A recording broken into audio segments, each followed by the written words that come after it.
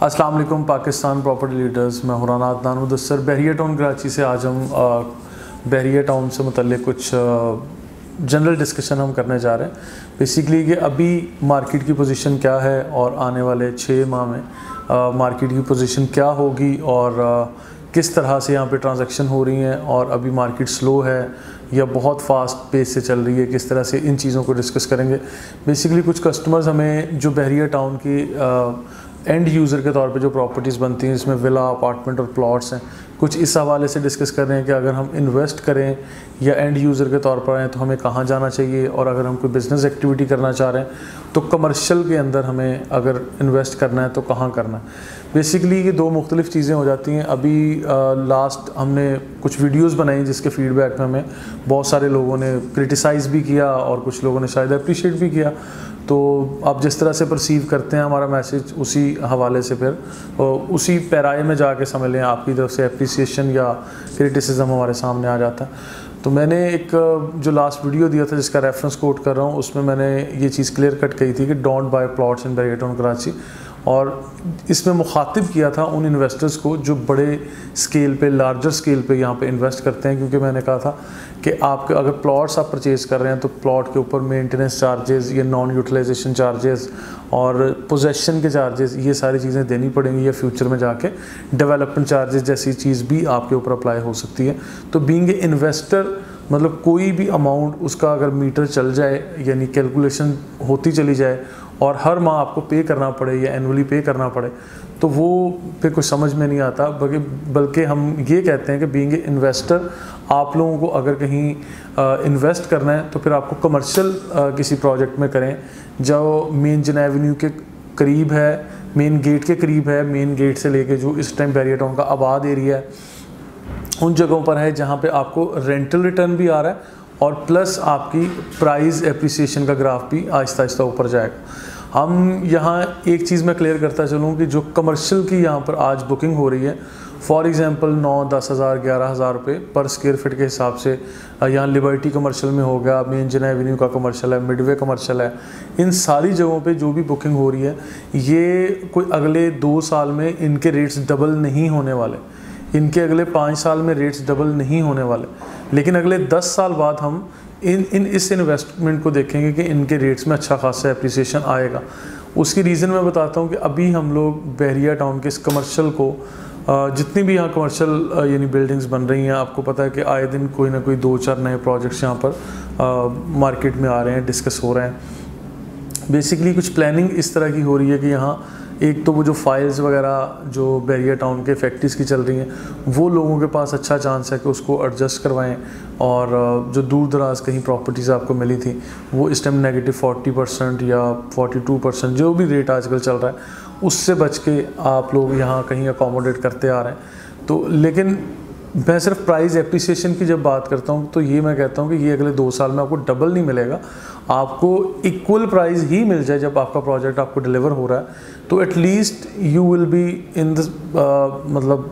State of mind कि भाई आपको एक सेटिस्फेक्शन मिल जाएगी कि हाँ मुझे एक नॉन एग्जिस्टिंग प्रॉपर्टी से एग्जिस्टिंग प्रॉपर्टी में शिफ्ट कर दिया गया है, और मतलब बेशक वो प्लॉट था, आज बेशक वो अपार्टमेंट है, और बेशक वो आप प्लॉट से आप ऑफिस में या दुकान में एडजस्ट करवा रहे हैं, तो एक सेंस ऑफ सेटिस्फेक्शन ज़रूर होगा कि भाई मेरा यहाँ रेंटल रिटर्न भी शुरू हो गया या मुझे एक पोजेसन भी मिल गया है और एक प्रॉपर्टी का यूनिट है जो मैंने ऑक्यूपाई कर लिया है, जो बहरिया टाउन के लीगल और क्लियर लैंड के अंदर आ रहा है। मेन गेट से अप्रोच वाइज भी अच्छा है, लोकेशन के एतबार से भी बहुत अच्छी जगह है। तो ये सारी की सारी चीज़ें जब हम आपके सामने रखते हैं तो हम आपको ये साथ साथ एडवाइस भी करते हैं कि आपको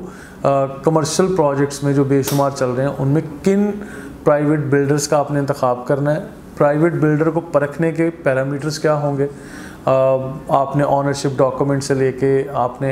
मतलब जो भी डॉक्यूमेंट, अलॉटमेंट सर्टिफिकेट है, एफिडेविट्स लिखे जा रहे हैं, सेल डीड्स लिखी जा रही हैं, इंस्टॉलमेंट प्लान्स बन रहे हैं, वो इंस्टॉलमेंट मंथली, क्वार्टरली या किस तरह से आप परफॉर्मेंस बेस्ड पे करें, मतलब डिगिंग पे करें तो वो डिगिंग एक्चुअल हो जाए तो आपसे अगर कोई मुतालबा करे तो आपने पे करना है। तो ये सारी की सारी चीज़ें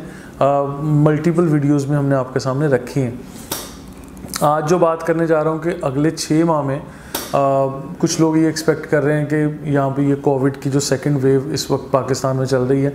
कि यहाँ रेट्स विलास के, अपार्टमेंट के और प्लॉट के निहायत कम हो जाएंगे,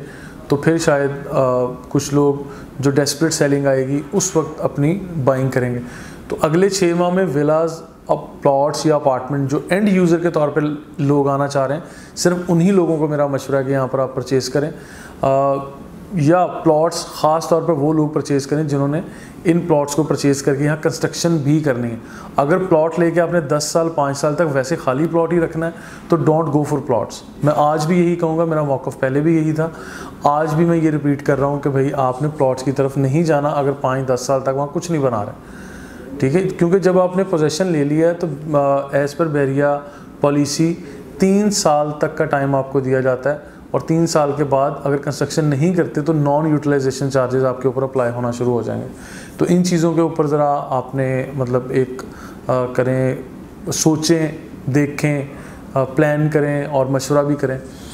लेकिन जब कंपैरेटिवली कमर्शियल की बात कर रहे हैं हम लोग, शॉप, अपार्टमेंट जो ये मेन जनाब एवेन्यू के ऊपर आ रहे हैं, बिल्डिंग्स तो कमर्शियल ही हैं आपको पता है, लेकिन रेजिडेंशियल यूनिट भी इसके अंदर ऑफ़र कर दिए गए हैं और ख़ासकर ए साइड पर किए गए हैं जो सारा का सारा वेस्ट ओपन है। तो ये एक बड़ी खूबसूरती होगी कि मेन जनाब एवेन्यू के ऊपर जितने भी अपार्टमेंट्स बनेंगे ये अपार्टमेंट सारे वेस्ट ओपन भी होंगे और अच्छी प्लानिंग के साथ बनाए जा रहे हैं अल्हम्दुलिल्लाह, कि मेन गेट से आपका 1, 2, 3, 4 किलोमीटर के अंदर अंदर आपको ये सारी रेजिडेंस मिलेगी। तो अभी एक सर्वे के मुताबिक जब हम देखते हैं कि 12 से 15 हज़ार रेडी यूनिट्स हैं, और फिर अगले कोई 3 साल में जो रेडी हो के यूनिट्स मिलेंगे, यानी जो प्राइवेट प्रोजेक्ट्स भी आज स्टार्ट हो चुके हैं, तो तकरीबन कोई 15,000 यूनिट वो बनते हैं। ये 30,000 यूनिट होंगे जिस पे अगर आप आबादी का अंदाज़ा लगाना चाहें तो मेरा ख्याल है कोई अगले 3 साल में या अगले 2 साल में जब ये प्रोजेक्ट डिलीवर होने जा रहे हैं तो फिर बहरिया टाउन की आबादी तकरीबन कोई 1 लाख 1.5 लाख के लगभग होगी। तो उस वक्त और आज की सिचुएशन में भी फ़र्क होगा। देखिए आज यहाँ पर फूड चेन्स भी आना चाह रही हैं, आज यहाँ पर मतलब आपको सर्विसेज देने के लिए हर छोटा बड़ा ब्रांड और ज़रूरियात ज़िंदगी की हर तरह की मार्केट, शॉप या बिज़नेस कारोबार से ताल्लुक़ रखने वाले लोग यहाँ प्लान कर रहे हैं। मैं ये नहीं कह रहा कि सारी चीज़ें आज अवेलेबल हैं यहाँ, मतलब बहुत बड़ी कपड़े की दुकानें आ गई हैं या बहुत बड़े बड़े यहाँ पे डिपार्टमेंटल स्टोर्स आ गए, लेकिन इनिशिएटिव ले लिया गया है, MOU साइन हो गया है। इकरा यूनिवर्सिटी का मैं आपको बता चुका हूँ ऑलरेडी कि इकरा यूनिवर्सिटी का MOU साइन हो चुका है, बहुत जल्द यहाँ पर वो फंक्शनल भी होगी। तो जैसे इंसान यहाँ आगे आबाद होंगे, जिस तरह से बहरिया टाउन के फ़ेज़ 1 के अंदर यानी प्रीसिंक्ट 2 हो गया, आपका प्रीसिंक्ट 10 है, स्पोर्ट्स सिटी विलास हैं, या मतलब अपार्टमेंट वाला ये पोर्शन है जहाँ अच्छी तादाद में लोग आके आज रह रहे हैं, रिहाइश कर चुके हैं।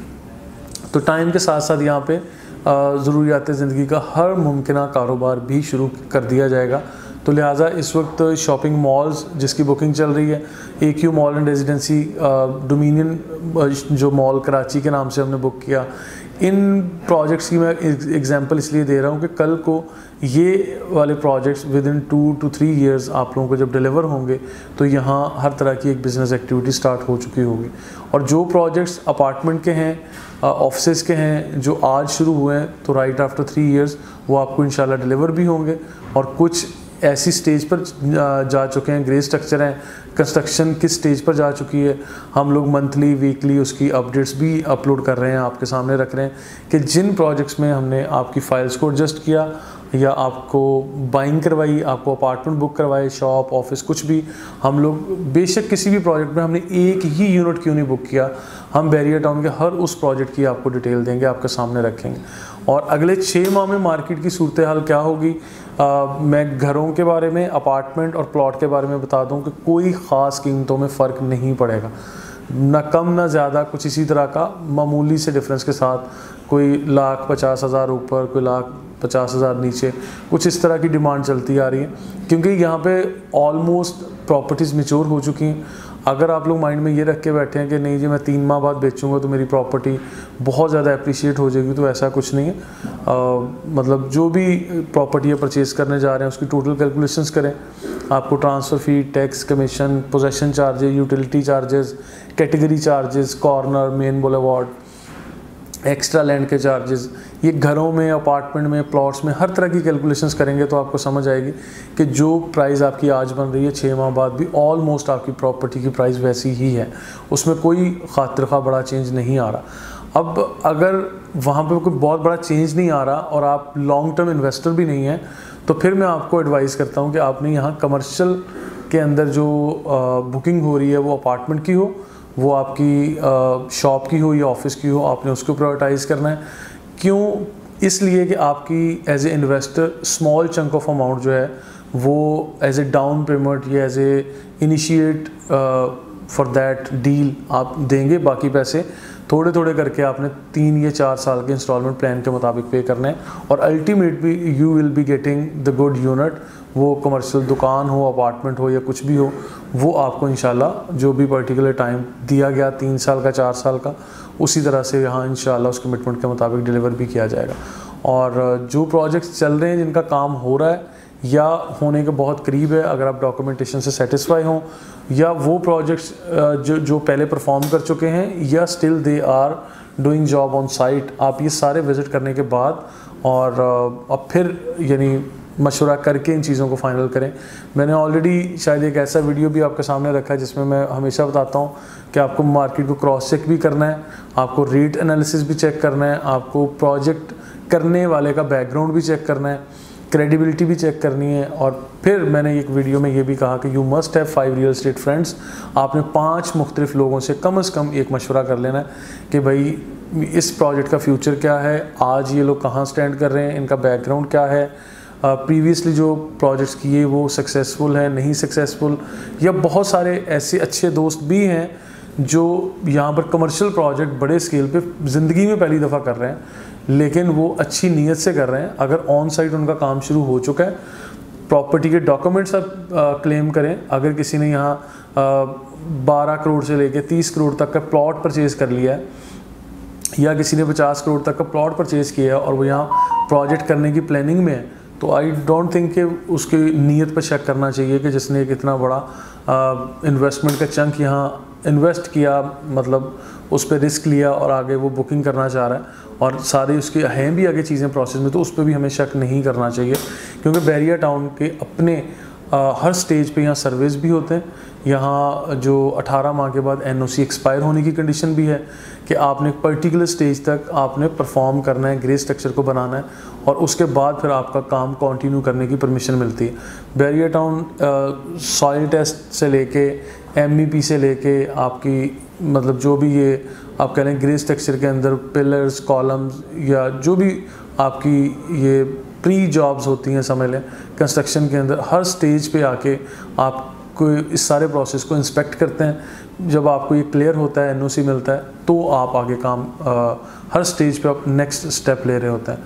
तो मज़ीद बहरहाल इस इन्वेस्टमेंट के लिए ख़ास कर कि आपने किस एरिया ऑफ प्रॉपर्टी के अंदर इन्वेस्ट करना है और कहाँ आपने एज एन एंड यूज़र जाना है, इन चीज़ों को कैलकुलेट ज़रूर किया करें। और एक आखिरी पॉइंट जाते जाते आपके सामने रखूँगा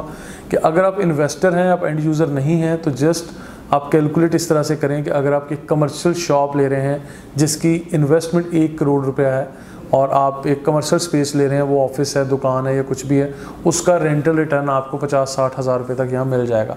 बहरिया की बात कर रहा हूँ, आज मैं इंजन एवेन्यू के ऊपर अच्छा खासा रेंट मिल रहा है, मिडवे में भी मिल रहा है। लिबर्टी कमर्शियल के यूनिट्स अभी 100% किसी ने भी तैयार करके डिलीवर नहीं किए, लेकिन वहाँ रेंट यही सेम एंटिसिपेट किया जा सकता है। ये मैं बात कर रहा हूँ ऊपर के 8वें, 10वें, 15वें फ्लोर की। मैं इस टाइम 6 फ्लोर पर बैठ के ये वीडियो क्लिप बना रहा हूँ और अल्हम्दुलिल्लाह मैं अच्छा रेंट अपने इन ऑफिस का पे कर रहा हूँ। यानी जो हमारा यहाँ मेन गेट के बिल्कुल करीब है, वहाँ 55,000 रुपीज़ हम लोग पे कर रहे हैं। तो ये चीज़ें मैं बता दूं आपको कि अगर आप रेजिडेंशियल यूनिट इतने ही परचेज़ करते हैं, इतनी ही इन्वेस्टमेंट के साथ उसमें अपार्टमेंट ले लें या कोई विला ले लें, तो आपको 30, 35, 40 हज़ार रुपये तक मैक्सिमम आपको रेंटल रिटर्न मिलेगा। तो कंपैरेटिवली हमेशा ये चीज़ माइंड में रखिएगा, कमर्शियल प्रॉपर्टीज़ के अंदर एक तो रेंटल रिटर्न अच्छा और मुनासिब मिलता है आपको, और सेकेंडली आपकी प्राइस की अप्रिसिएशन भी जो आप समझ लें स्टेप बाय स्टेप इंक्रीज़ होती है, वो कमर्शियल प्रॉपर्टी में ज़्यादा इंक्रीमेंट लगता है as compare to residential properties. तो मज़ीद इन्फॉर्मेशन और अपडेट्स के लिए देखते रहिए Pakistan property leaders. Thank you so much.